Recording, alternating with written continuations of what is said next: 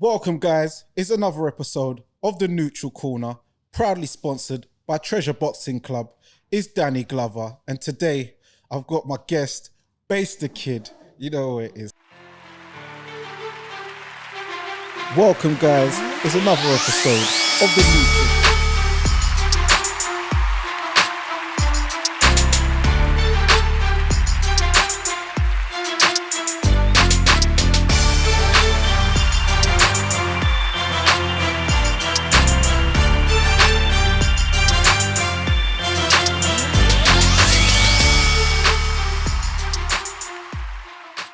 So how's it going, man? Good, man. What's good? Thanks for having me. It's been a while. I've been waiting to come on here. You've been promising. You finally delivered. I'm gonna get you your highest ratings, or I'm off-ish up. It's one or the other. There's no in between. yeah. This is the first, but it won't be the last. So yeah, man. I see. You've been doing great things, building up your channel. Part of the new boxing media journalism, giving great takes. So guys, make sure that you subscribe to Basedakid at the Hardcore Casual on YouTube. I'll put the link and descriptions below in the video. Yeah, man. Get into things. So how did you get into what was your first sort of memories of boxing and what drove you to the sport? You know what? It's weird because I don't have the same trajectory into boxing the way a lot of people. It wasn't one of those things where it was my passion from back in the day, and I just I loved everything about it. It's just one of those things where sometimes you go through phases of things. Like when I was younger, my thing was wrestling. It was WWF, and then it was like them versus WCW, all that good stuff from back in school days. I mean, you know how it goes. Like all of us, yeah. You know how it goes. So from there, I just went through different things. Obviously, I watch football. I'm a football fan, but sometimes I have peaks and troughs. So 1 minute it's high up there, next minute it's further down. And boxing was just one of those things from about, I'd say 2005, 2004, 2005, where I started taking more of an interest into it, and then I kind of grew into it. Go to the 2012 Olympics, where things sort of happened a lot in the UK especially, and you just sort of, I was more, kind of in line that way. So I would say from there, so I was like, yeah. I'm more invested in it now. But generally speaking, I've always watched it from young with my dad even. I couldn't tell you the first event I went to, but I remember 90, where was it? One of the first fights I remember watching was Joe McClellan and Nigel Benn. Oh, okay, yeah. That was one of the first ones. There was probably a couple before them, but that's one that sticks out in my mind. Yeah. I remember that. I remember that, watching that with my parents. And then, funny story, my mum was on the phone to her brother, my Uncle Raymond, which is Craig, which is his dad. Okay. And because Nigel Benn was getting bruck up so much, and because Craig and my cousin Charlie and Joe, they went to school with his daughters, the older one, Sade and stuff. So when he's won, my Uncle Raymond's jumped up, wow, bam, knocked over Craig. Craig started crying because he's a little kid.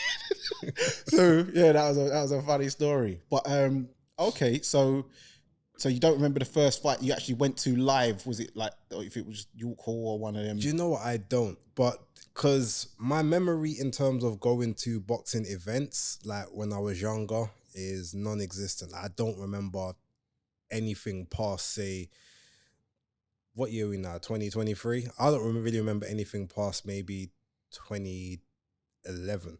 Oh, okay. Yeah. It's literally my adult life is all I can kind of really remember. And the only one that I fully remember with any clarity at this age is when I went to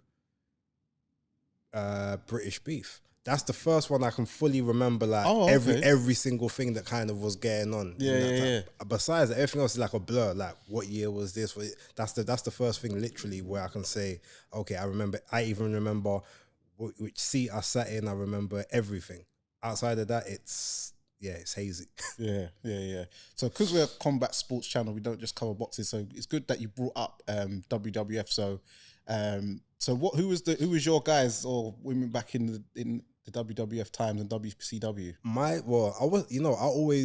I'm always one or the other. With if when it was rap, it was it was Biggie or Tupac, I was always Biggie, and so it's F Tupac. That's how I felt. I always rode one side or the other. So I was WWF, WWE. My guy from back in the day up till now was always Bret the Hitman Hart.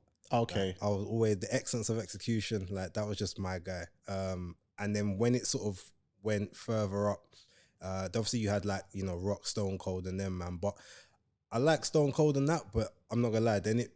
I don't even know if I can say it on the channel, but I'm gonna say it anyway. Sorry. Chris Benoit was my guy. Okay. Yeah, I'm gonna say Chris Benoit, Chris Jericho, Kurt Angle, like them little trio, them guys there. Yeah. I hate a few man with a couple of cripple cross races. Just to give you guys a bit of historical context and background, me and Basedakid, we went to the same school. We was in the same year, so back then in a boys' school, it was a lot of testosterone, and we was doing real wrestling. Like there was choke slams, there was all sorts going on, real leg stunners drops off tables and all sorts. Yeah. So it got real heavy back in the day. Rock bottom, I think, was everyone's favorite move because it was the one that you had the least amount of risk of getting hurt in yourself. yeah. Or the stunner, because a stunner never really did anything to anyone. But well, some people used to drop wrong on that, and all of a sudden they couldn't walk properly for the rest of the day. Yeah, and know them way there. DDTs and all that. But yeah, man. So what was it that got you? No, actually, so people, in case they don't know, so yeah, where did you grow up? What area are you from? Background? Yeah, so I grew up in I grew up in Broccoli basically. I've for a good 30 plus years, we'll say. I was born at St. Thomas Hospital, and the first place I lived was Streatham with my mum at my nan's house. God rest the dead. And I was there for like 18 months, moved from there to Catford. My dad had a flat in Catford, so mum moved in with him. And then from there, he bought a house in like Crofton Park, Broccoli area. So we moved over to there, and we was literally there for about 12 years. Then we moved from there to a house literally the next road over, but it was a much bigger yard. Then we went there, and then pretty much from there onwards, I've just always kind of been on the ends, and that's just always sort of been the locale. I mean, the next spot I go to, I'll probably move out because prices of Broccoli is not for the affordation of mans like me at the moment. Right, that's Dulwich Village prices now. Yeah, I mean, the yard that my parents, it's damn near almost £1 million worth at the moment. They, and it's like if they ever sell that, they can't get anywhere in and around, so they are moving off ends. Yeah, and your yard does stand out because it's the Christmas looking one on the road. To be fair, I can't lie. So no, that's big respect. And I definitely understand that. I was even at a London home show just yesterday up in Westminster, looking at the prices are mad. So yeah, man, we're going to talk about some boxing as of late. So yesterday you was at the Copper Box show. I was. For the Joe Joyce versus Zhilei Zhang main event. So yeah, Zhilei Zhang stunned Joe Joyce. Upset victory. Not many people saw it coming. So yeah, what did you think of the fight overall? About to say, you can't say no one because we had the conversation beforehand, and I remember it was a mysterious person told me that Joyce is going to be able to manhandle the old man Willie Zhang, as they called him. I wonder who that was. Hey, we can't get them all right. We can't get them all right. No, but listen. Okay, no. On a serious note, like I said, I've been saying, I thought that Zhang was going to cause Joyce the most amount of problems. And my initial reaction, before I did my predictions video, everything was telling me that, no, Zhang is actually going to win this fight. I couldn't quite work out how. And then as I put in one of the videos, I had a dream about the fight, like about a week and a half ago. Just randomly, just a mad dream. I don't know where it come from. And in the dream, Joyce gets knocked down in the second round, and he gets knocked down in the fourth. Manages to get up and kind of rally, but the dream didn't quite end conclusively, so I didn't know who won in the end. Yeah. But from then, I couldn't shake the feeling that something's going to happen here. And I know the thing is, after you watch the Hrgovic fight and all these other fights, you see Zhang has a level of confidence about him. It's almost like, you man think I'm play. All right, let's see what happens when and everything about him was all about, I want to see how he takes the shot. Yeah. So big bang, I'm gonna bang everything, and yeah, all of that. That was a very funny press conference. yeah. but no. So from there, I was just like, all right, something about this is happening. So I was ready to give my prediction. I was actually gonna go Zhang on points because I thought that he's gonna do a lot of damage to start with. Joyce is like rally back. I didn't think he'd be able to stop him, but Joyce will rally back, and then like he just won't be able to kind of get the round towards the end and catch up. Yeah. Then I'm like, hold on a minute, Queensbury card. So chances are he's gonna get the rub of the green because he's gonna be active. He's gonna be a lot more active than Zhang. So Zhang would have to clearly hurt him, rock him hard several times without the fight to just get the rounds. Then I see Howard Foster was the referee. From there, I said, okay, so Joyce is gonna win this fight somehow now.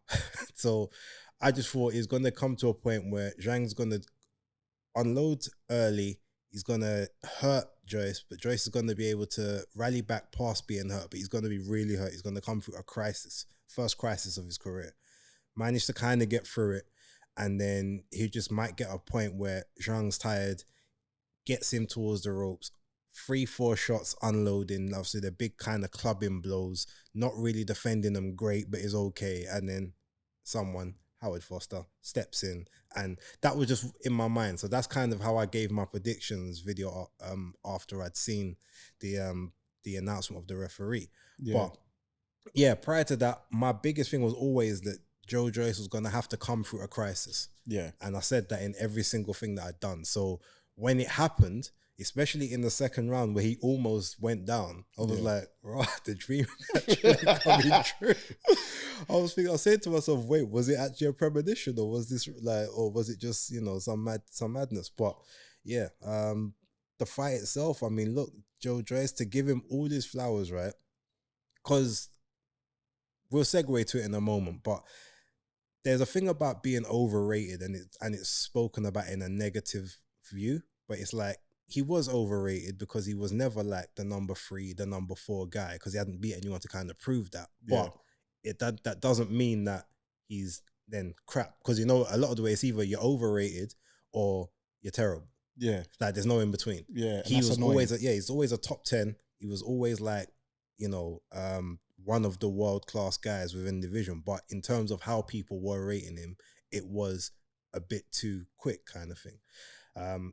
But no, to give him his credit, like the chin still held up, because the bangs that he took from a 20-stone man would have taken out damn near everyone else in the division. It's unrealistic, and he was walking into them, so it's doubling up. Exactly. And it's not like, oh, he got knocked down and had to get back up. No, he stayed on his feet and took them. But you could tell that those shots were mad, because that's the first person who's actually hit him, and he's visibly had to backstep, and he's had to almost jump back, like jolted his head. All the other times, he just kind of, doof, okay, and I'm back again. This one's doof, like it was a. Yeah, you had to reset. Yeah. So some people are saying, do you think it was due to the weight of him coming in lighter? Because I don't personally think weight was anything to do with his performance. I just think he thought that I think that maybe he thought he was going to try and have the stamina to try and outwork Zhang, where Zhang slowed down in the Hrgovic fight. But to be fair, now Zhang, he's the, what do you call it? The interim. No, you called it the unofficial winner. Oh, yeah. Yeah, against Zhang. And then he's got Joe Joyce. That's a serious resume to have. And you do know, and by the way, another thing which is crazy is Zhang was not in any of the top 10 governing bodies before this fight. So on paper, people are going to act like, some people are going to say, oh, you just lost to a nobody because he wasn't in the top 10 officially. But I think those inside boxing like me and yourself and some others will know that Zhang is a top 10 heavyweight. Well, the thing is, if you remember, he was number, I think it was 11 or 12 in the IBF, which is why he got the shot against Hrgovic, because everyone else turned it down. It went to him. Yeah. So obviously, because he lost, even though none of us thought he lost, because he lost, then he ended up dropping to, I think, 15 in the IBF. And then I don't think he was that high in the others. He was around sort of 10, 11 sort of range anyway. So then because he lost that, he ended up dropping down.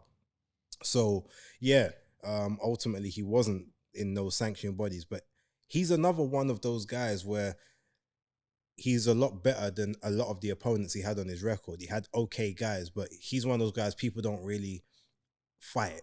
So you just kind of have to build the resume with whoever you can get to get up the rankings to get a big fight.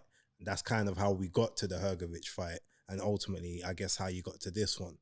Because if you look in the resume, apart from maybe Jerry Forrest, and I think he fought Rudenko at one point, but don't quote me on that.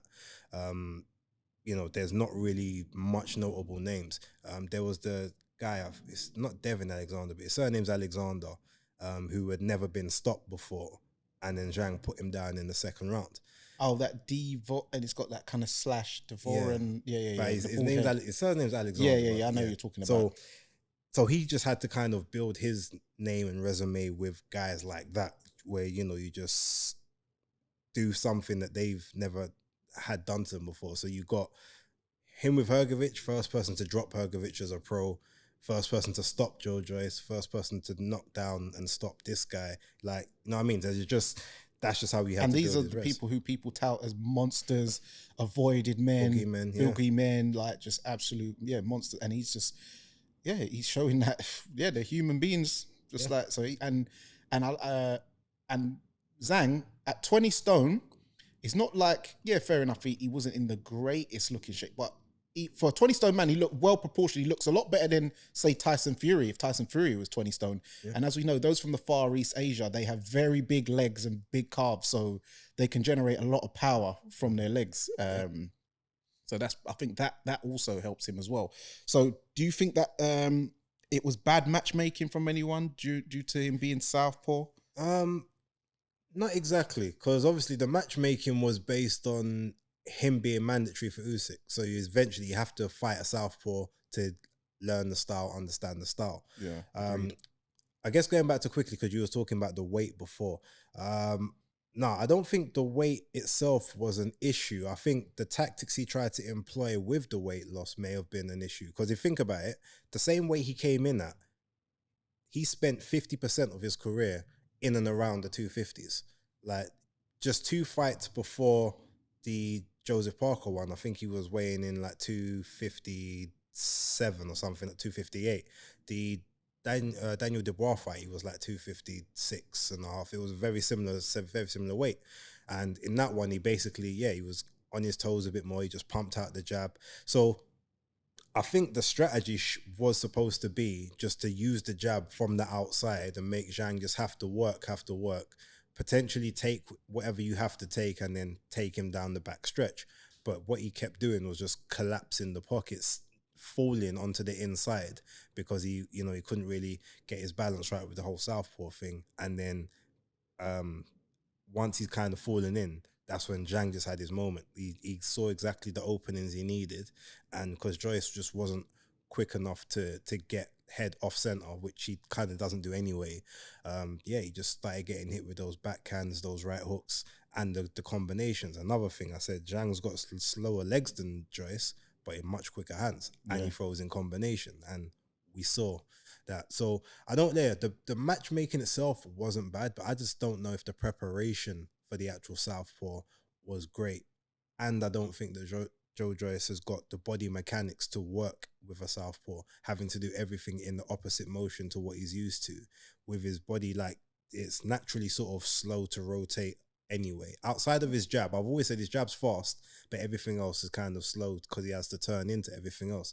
So to turn in the opposite direction, I think just doesn't really work for him. Yeah, and a good tactic by Zhang, he was using the typical southpaw tactic, me being left-handed myself, is he was keeping his lead foot on the outside of Joe Joyce's lead foot, and that puts you in direct vision for your straight left hand to come straight down the pipe. That's the shot which he caught Joyce, which rocked him, because as Joyce threw his jab straight down it, bam, and that's what caught. And Joe Joyce, because his head was that way, the punch kept him there. He didn't see it coming, unfortunately. So, and that's, as they say, is the shots that you don't see that tend to hurt the most. Yeah.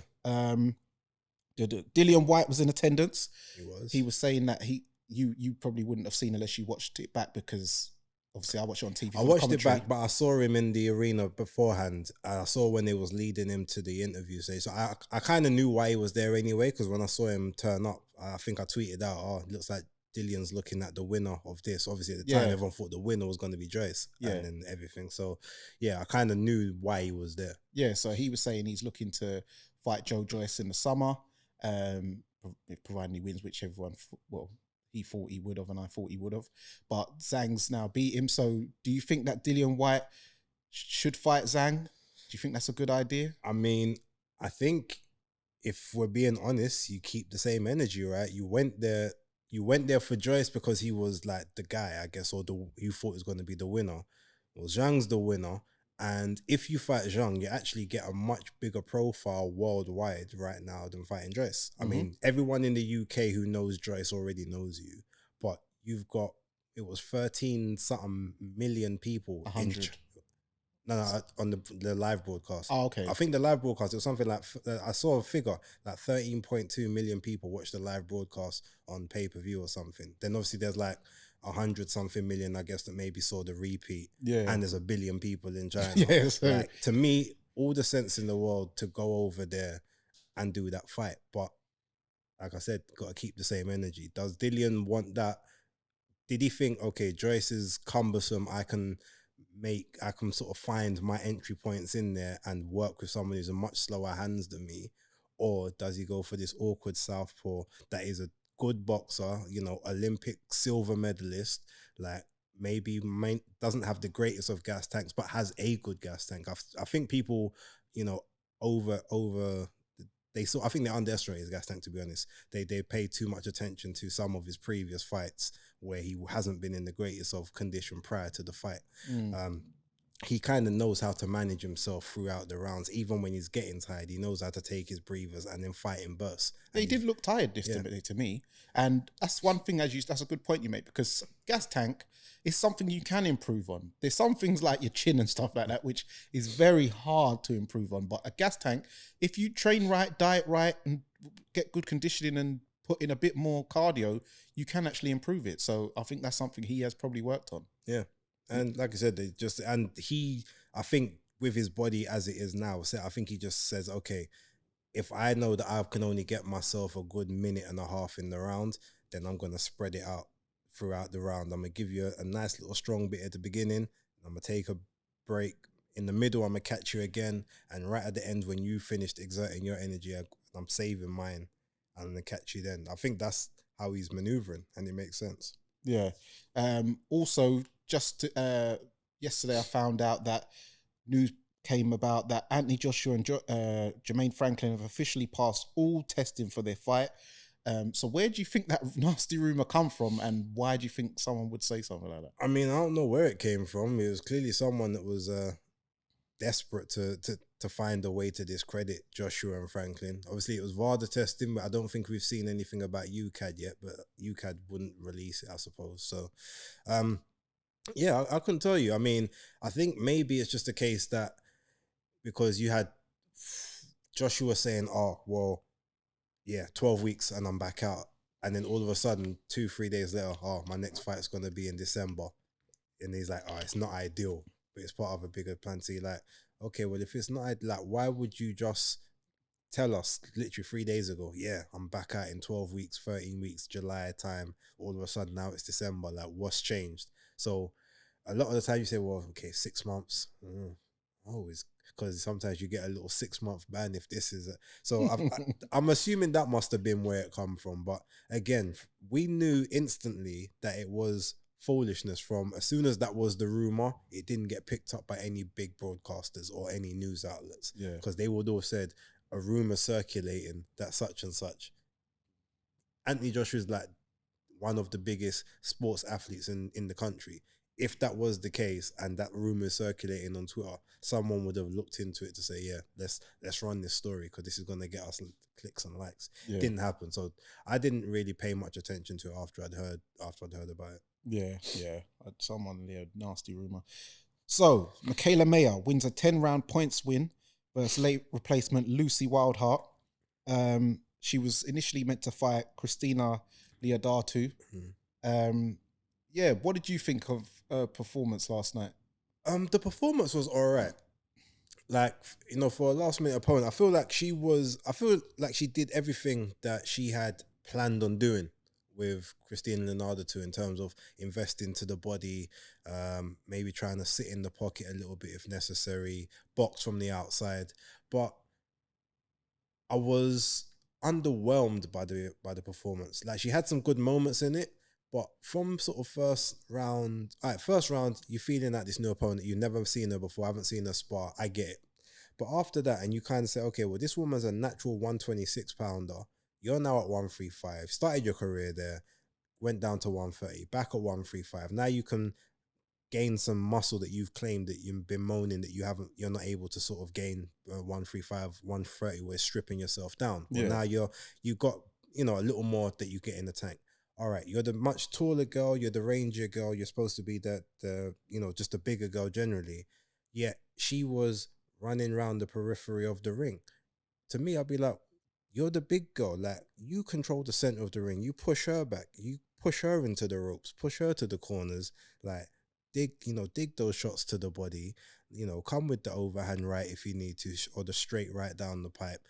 It just felt like she would do a bit of good work, and then when it stopped, when it wasn't working how maybe she thought it was going to, she would like back off or tie up, or she would get hit with silly shots by Lucy. Some of them obviously is like, it's just good countering. And then there's other parts, is like, it just felt like she was just either being lazy or it felt a bit flat. And I don't know if that's just because the come down from Christina was that high, or, this girl gave her a lot more problems than she thought she would. But Lucy, don't get me wrong, Lucy was game, but I still think if Michaela May had anything about her power wise or whatever, like, she should have stopped her. I saw enough troublesome signs. I saw enough times of her actually dig Lucy and hurt Lucy to the point where she should have stepped on the gas in that moment. Because if I can see it from outside the ring, like 20 feet away, you should be able to see it right there. Like, you can tell those tells a lot quicker than I can when you're that close to her. Yeah. So the fact she never almost stepped on the gas throughout all those moments when Lucy would wince, or she'd do a little jiggle, or she'd have to drop her hands and take a step back. You should be running in at that point to not give her that chance to reset and recover. But yeah. So my thought is that what I have noticed, she's just so susceptible to the chopping right over the top, because even every time she fights, from Bam Gardner to Lucy Wildheart to the Hammer Douche fight especially, she always gets caught with the same shot. And what it is, she's very front foot heavy, so when she throws her shot, she can't lean out of the way of a shot because she just falls in. So she's always, her feet are very slow for someone who had such a good amateur pedigree. So she literally must have won these fights on work rate alone, because her feet are very ploddy, and she's not like she's even old or anything. She's still young. So that's gonna I can't see her beating Katie Taylor. Katie Taylor's feet are way too fast and nimble, with punch variety and punch selection with fast hands. Do you give her a chance against Katie Taylor? Because that's who she's gunning for. No, the only chance she has with Taylor for me is if Taylor gets old overnight, or she ends up taking like a pasting in one of her upcoming fights, whether it's the Cameron fight or another one, and the punch resistance kind of goes and the legs just slow down. Yeah. Katie will always be quicker, but there's a difference between her quickness now and her being half a step slower and being quicker, because Michaela may be able to shift the difference between the two, and with the work rate that she normally does employ, it might be a case of she could get to her that way. But outside of those things happening, I wouldn't give her a chance against Katie. Yeah, even punch resistance going, I still don't think that Kayla can. It's not even punches. I just feel like, like they say, old overnight, where just something happens, it slows down, or maybe you just take the punch different than you took it before, even though you're fine. So but to be honest, Michaela, just looking at her, I don't think she's got the power to even bother Katie. So I feel like Katie will almost eat the shots and just sit in the pocket. Yeah. Say, all right, let's see who's quicker, me or you. Yeah. So do you think, because I saw Michaela Mayer say that after the Cameron fight, Katie's got a fight scheduled with Serrano. So do you think she'll fight Lina Datu out in America to reschedule it? Because I'm sure she'll pass the eye thing out there. I don't know. I mean, maybe just because her whole thing was about being petty towards Baumgardner, maybe now it's just a case that she might leave that alone, because ultimately, at the end of the day, if Linda Datu didn't get it over here for whatever reason, now there could be a potential chance that something happens if you take her anywhere else. So now that she's failed this medical, do you even chance it again? Because you're going to put the effort into a camp and have the potential that the same thing happens again.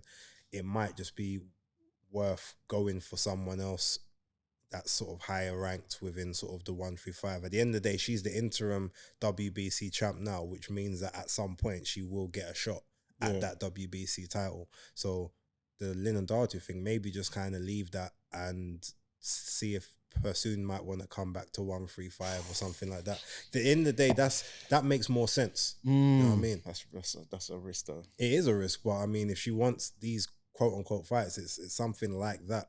Or maybe see if you can get Erica Cruz to come up to 135 or something. Those are the, she's got to do it with a recognizable name. Anna E. Lopez maybe is another one. Yeah. So see. Yeah. Okay. Well, moving on to earlier in the night, Denzel Bentley, he won the Lonsdale belt outright at middleweight with a first round knockout of Kieran Smith. Do you think that he should go for the Commonwealth title versus Hamza Shiraz, or do you think he should move on to possibly the European versus Matteo Signani, the one who Felix Cash was meant to fight? I personally think, go European. To be honest, because he's 43 years old as well. I mean, he is. There's that. I mean, look, it's an easy victory to the title. No disrespect to Signani, to be fair. A good boxer. I mean, I always look, and this is just my personal opinion, I know people interchange, I look at the Commonwealth as below British. Yeah. So some people look at it as above because it's 5 continents or whatever, cool, whatever. But I look at it as below. So I would say going for the Commonwealth is a step back. So unless you're just going to fight the guy, almost to say, all right, well, they say you're the next big thing. Boom. I'm going to take that from you. I'm going to clear you out of the way. So now they can stop putting my name with yours. Outside of that, I'm going European and then working my way back up to the world scene. Because I feel like, I'm not going to say that he's cleared domestic, because ultimately there's always challenges in and around like your country, your division. But I would say, look further ahead, because at least he's shown that the improvements he's shown since obviously that Cash fight has been immense. It's impressed me. He's humbled me on a take, on a pick that I had.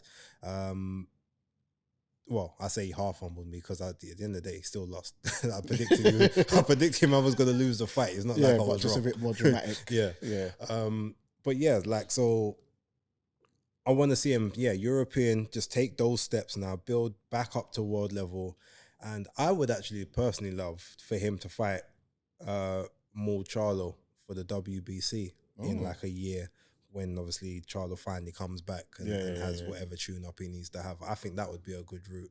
And I'm sure they could arrange something like that, rather than going for Gianni back again. Like, fight him for unification, if you've already got another title. But that's what I would prefer. Yeah, big up Denzel. I like your celebration at the end when you was like this and some.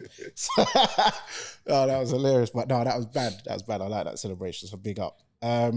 So moving on to next week, we've got Tank Davis versus Ryan Garcia, and Joe Cordina versus Rakimov. How do you see those fights playing out? Oh, so in terms of, I see them playing out as the case that what people expect to happen is going to happen in one of those fights. That's what I want to say. I don't want to go too deep into it, because obviously, there's you've got your basis picks that comes out every Friday. Yep, make sure you lock into that, by the way. But I think that the most jeopardy is actually in the Cordina Rakimov fight as opposed to the other one. That's what I will say. I know who I'm picking in both. Mm-hmm. But I need to see the scales on one of those fights to to lock in my pick. And it's probably not the fight you're thinking for the people that so I'm gonna leave that one open ended. But I'm looking forward to 2 good fights, both on the zone that I ain't got to pay for. Happy days. Yeah. You know. Well, I know. Also, you've got a show called The Femme Files, so I can't let you go without asking you something to do with women's boxing. We've got Sandy Ryan for the WBO welterweight vacant title versus Marie Pierre Houle next week. So, who have you got in that one, and how do you see that playing out? Okay, so I think that Sandy Ryan has improved massively, you know, since the defeat that she suffered 2 fights ago. And based on that, like, because she now thinks a lot more about her work as opposed to just trying to go for, you know, sort of like a devastating KO, I see her having a lot of success within this fight. I can't guarantee at the moment if I think she actually wins that vacant title, because Huel she's a pretty solid contender, Canadian, I believe, as well. But that fight, if put it this way, if Sandy was ever gonna win the title, this is her easiest opportunity, or this is the best opportunity for her to do it. And she's moved up in weight from 140 up to 147 at the moment. So I don't know if she'll stay up there. She might prefer the weight up there because she doesn't have to cut as much, but she was looking really good in her last fight with Farias for the, you know, in the rematch. In the first one, she looked sort of very fleshy. Second one, she looked ripped and lean and in good shape. So I think maybe she should go back to 140 afterwards if there's not any really big fights for her at 147. But yeah, she's got a really good chance. She's got a much better chance winning the belt at 147 than she does at 140 at the moment. That's what I do know. Yeah. And shout out to, we've got our first women's British title fight coming up. Yeah, Lauren Price and Kirsty Bavington. So yeah, that's good on the 6th of May. Yeah, so I'm looking forward to that. I might be at that show actually, doing the new media thing. I haven't decided yet. You know, these accreditations, they're putting me in places at the moment. So we'll see how that weekend turns out. Yeah. So last question before we go on to the penultimate round. So I see Shakur Stevenson and Devin Haney talking back and forth. I see Bill Haney getting involved and all that. So who have you got in that fight? And would you say it's a different result between 135 and 140? Right. So it's a very hard one for me to answer because I'm a big Devin fan. A lot of people used to, like, I don't even know if we can cuss on it, but a lot of people used to basically just downplay and discredit Devin. But I feel like he was always the one on smoke with everyone at 135. Yep. I was always backing him when people like Tony Pugilis was always discrediting him, calling him this and that, and all. You know, he's a big paper champ and all of that. Big Teofimo Lopez fan, paper champ, email champ, that fax champ. But it's like, but Devin, he took all the challenge, he called out everyone, he fought everyone that he was asked to fight. He cleaned up Ryan Garcia's work on several occasions. Like, you know, what was it, the Linares fight, Ryan Garcia was supposed to have that, so he took Linares when Garcia pulled out for his mental health issues. Then Jojo Diaz, Ryan Garcia was supposed to deal with that. He said, okay, you don't want to take him, I'll deal with that work as well. So he's just there cleaning up other people's mess at 135. That being said, he is not touching Shakur at 135. Like, Shakur is obviously growing into that weight, so he's just nice and comfortable at it. Devin, as we clearly see, is not comfortable at that weight. Making that weight, whether or not he hydrates well back into his body afterwards or whatever, it has to take something out of him.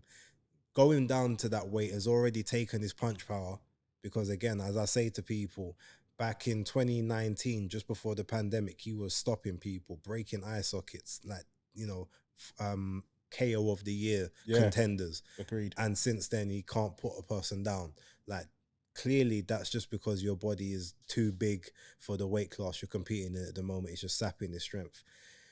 Would it be different at 140? At this stage, I reckon it probably would. Although the problem is, I don't know how much irreparable damage has been done already in terms of like his body and all the draining and everything. Like, because there's some things he just may never get back. that old punch power he had may never come back now. We don't know. But I reckon them two would more likely fight at like 147. Okay. Like 2, 3, 4 years down the line. Because Shakur said he sees himself going all the way up to 154 at some point. And I can definitely see Devin being in and around those weight classes as well. So, I feel like by the time towards the back end of their 20s, like, 29, 30, 28, sort of them ages, that's when they'll fight, and it will sort of be around that 147 type area. Yeah. But at this moment, to answer your question definitively, just in case people didn't they missed what I said, Shakur washes him right now at 135. Okay. And it's hard for me to say that. Yeah. So, thank you, man. Big shout out to Martin Hillman winning your first title last night on the Black Box Global Show. Also, good shout out to Prince Patel winning your first fight back in the UK in many years. So now we're going to move on to the penultimate round. So you know what this entails. Okay. So yeah, man. So let's go. Red corner or blue corner? Red corner. Left hook or straight right? Left hook. Oh yeah, and we've been meaning to. Base has been calling me out for a spar for some time now. I have to take up the offer. I see man's traps and shoulders looking quite big this morning on the video. So I need to get my training game on. It's we coming. Can start with a body spar and then we'll take it from there. No. We can do full. We're doing it for full. But yeah, you're looking in shape, man. Ratings. Try. For gloves, Everlast or Fly? I'll say Fly. Cleto Rays or Grants? Cleto Rays. Rival or Winning? Rival. For boots, Nike boots or Adidas boots? Nike. Everlast or Lonsdale boots? Everlast. York Hall or O2 Arena? O2 Arena. Copper Box Arena or what's that place? Ali Pali. Oh. I'm gonna go Copper Box because it's closer to me. Yeah. Tupac or Biggie? Biggie. Nas or Jay-Z? Nas. Ali or Tyson? Ali. Jack Johnson or Joe Louis? Joe Louis. Ray Robinson or Ray Leonard? Ray Robinson. Michael Buffer or Jimmy Lennon Jr.? Jimmy Lennon Jr. Mills Lane or Steve Willis? Mills Lane. Spence or Crawford? Crawford. Oh yeah, you've always said this, and I'm Spence, so we're gonna have to have a personal little wager on that one. Jamal Charlo or Tim Tszyu? Do you mean Jamel? Yeah, Jamel. Sorry, light middle. What, in terms to win or just? Yeah, to win. Yeah. Jamel Charlo. Beterbiev or Bivol? Bivol. Devin Haney or Lomachenko? Which is coming up. Devin Haney. Akoli or Richard Riakporhe? Riakporhe. Fury or Usyk? Usyk. I've got Usyk as well. For fights coming up, Miller Kuziev versus Rosado 2. Miller Kuziev gets that one back. David Morrell versus Falcao. Falcao? Yeah, remember the Brazilian? I said I thought that they was going to put in with the DAZN brother. The Puerto Rican, what's his name again? Oh, Belanga. Yeah, Edgar Belanga. Oh, well, I'm going to go for Morrell because I know that's not who he's fighting next. He's fighting that Agbeko guy. Oh, they've changed. I think they changed it. Yeah, they've changed it. then Morrell anyway. Yeah. BMW or Mercedes? Well, I've only had BMs, so I'm going to have to stick with BMs. Audi or Lexus? Audi. Rolls Royce or Bentley? Shout out to Denzel. Yeah. Dark skin or light skin? Both. No, to be fair, dark skin, I prefer dark skin in terms of my preference, but I will look at if that makes sense. Yeah, I know what you mean. Slimline or curvy thick? How thick are we talking? Don't even matter. Megan Thee Stallion. Curvy thick. Yeah. Curvy thick. I'm not talking no Lizzo business. Yeah, you gotta keep it reasonable. Natural or surgery? Natural. There you go. Garage or house music? Oh, I was never big on either, but I'm gonna be honest with you. Like, I'm gonna go house at this moment. Drum and bass or jungle? Drum and bass. R&B or slow jams? R&B. Dancehall or Afro beats? Dancehall. Reggae or revival? Reggae. Soca or calypso? Neither. Curry goat or oxtail? Curry goat. Ackee and saltfish or hard food? And I mean yam, green banana dumpling. I'm not talking, some people might think we're talking narcotic. Yeah, just I like the clarification. I'm gonna have to go with ackee or viewers. saltfish because it's a bit leaner. Can work it off a bit easier. Yeah. The Rising Sun or the Broccoli Jack? Broccoli Jack. Coming Up or Tickle Me? Coming Up. I eat more from Coming Up than Tickle Me, so I'll have to go there. Yeah, I'm so annoyed that Tickle Me closed down in Broccoli. By the way, that was actually a good shop. Where we go? Rum or brandy? Rum. Evian or Volvic? Volvic. Voss or Fiji? I don't really drink either, but I'm gonna go Fiji. Lucozade Sport or Wow Hydrate? Lucozade Sport. True Flavors or refills? True Flavors. Have you been to Dubai before? No. Dominican Republic or America? Dominican Republic. There's not even that. You put Dominican Republic against anything, Dominican Republic wins. Okay. City life or countryside life, like over here? City life. I wouldn't do well in the country. Matchroom or Queensbury? Oh, Matchroom FC, I suppose. Oh yeah. You've been Wasserman or Boxer? Boxer. Top Rank or PBC? Top Rank.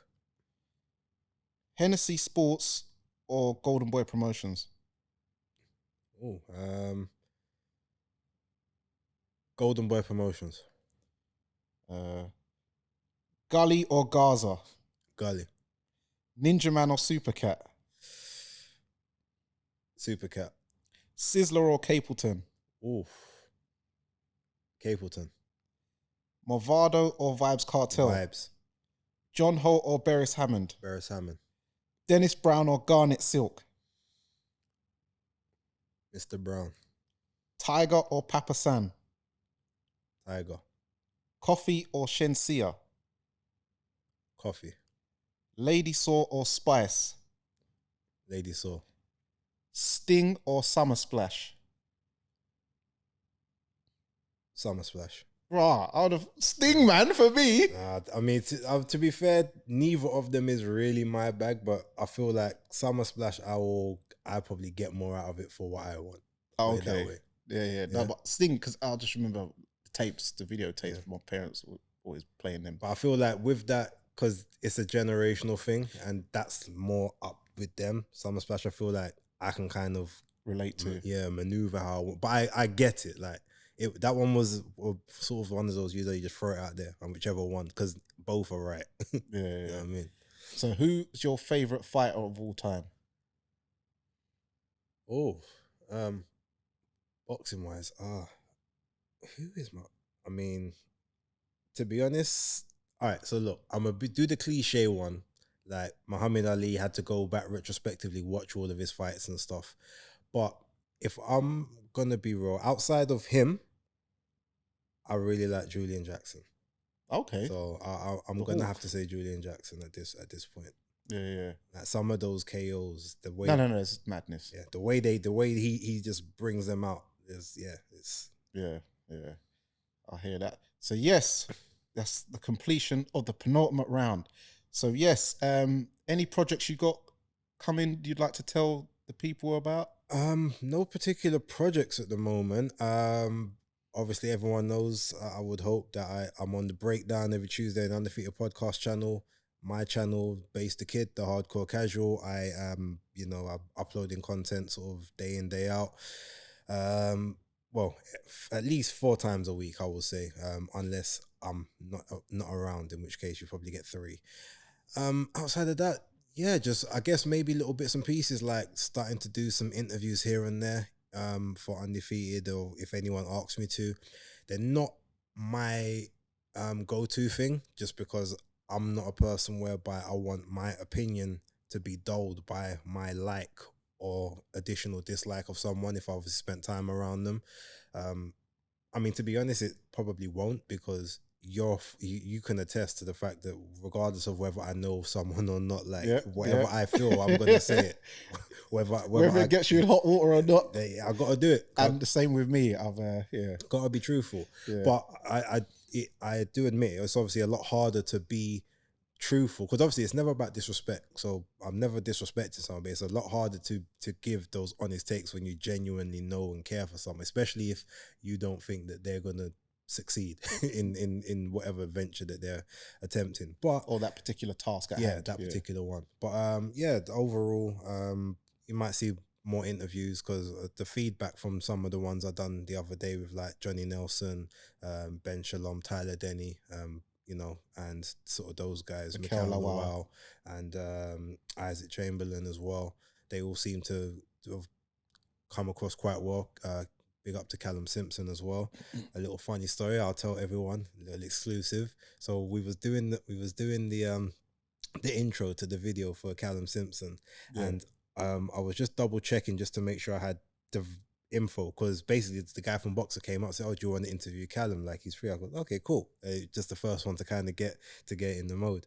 So I've got the mic now and I'm doing my introduction, and as I'm saying, so I've got super middleweight contender here, Callum Smith. And I was like, oh. And the thing is, I didn't even really clock at the moment. He goes, "Ah, no, man, it's Callum Smith. Look, it's on you're going to have to do that one again, man." Yeah. But luckily, obviously, I think he was cool with it. He kind of got that it was, it was just a slip. It wasn't a disrespecting. But we had a pretty good chat. Well, even the well-seasoned pros mess things up. Last night, you would have heard at the Copper Box, man, like Dev Sani saying that Joe Joyce is the 2012 silver medalist. No, that was what's his name? Triber. Triber. The ring announcer. Yeah, the ring announcer. He also called him a world champion as well. Yeah, which was a bit mad. 2012 silver. I was like, wait a minute, he was a 2016. I even said it to someone in the I tweeted it. Yeah, but Tony Triber, that's his name. Tony Triber. So put him on blast for that. Even he messed up. But yeah, guys, make sure that if you want to get your knowledge up, if you're tired of being in barbershop conversations, or because boxing is a very well talked about sport now, not as much as football, but it's definitely up there, and you're tired of getting civilian takes, messing up and saying, "Oh yeah, I want to see Lomachenko fight Lawrence Okoli," or you actually want to know more about boxing, I advise you to make sure that you subscribe to Basedakid at the Hardcore Casual, because he will educate you, give you all the up-to-date information that you need, what is going on.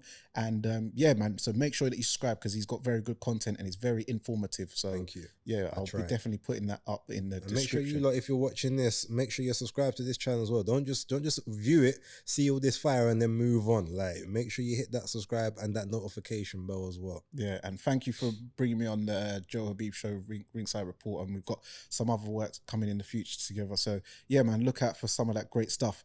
But yes, for now, it's the Neutral Corner. It's Dani Glover. It's Basedakid. And remember, guys, persistence beats resistance. And by the way, the merch is coming soon. But that was actually, you gave me the idea to actually start the merch. So that is coming soon. So there we go. Persistence beats resistance. You know where it is.